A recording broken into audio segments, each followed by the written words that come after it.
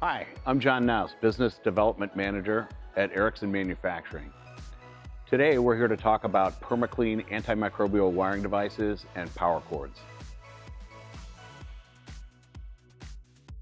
Perma-Kleen is a product we developed here at Ericson. An agent is added to the elastomer covers of our power cords and into all the elastomer and thermoplastic parts of our wiring devices that are made right behind me in Willoughby, Ohio.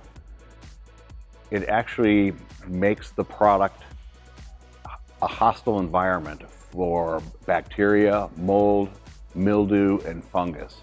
And some of the bacteria that we are concerned about with this product are things like Listeria, Salmonella, and MRSA.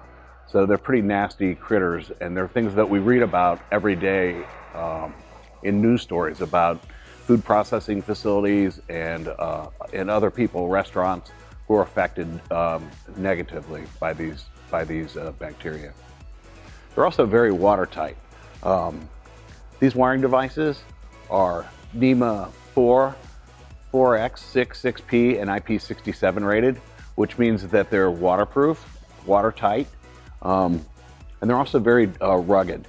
They're made on our Perma-Tite platform, which is a best-in-class wiring device family that we manufacture right here in Willoughby.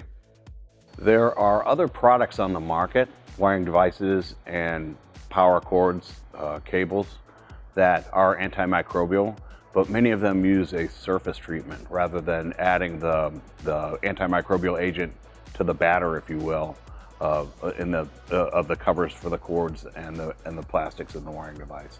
So it can wear off.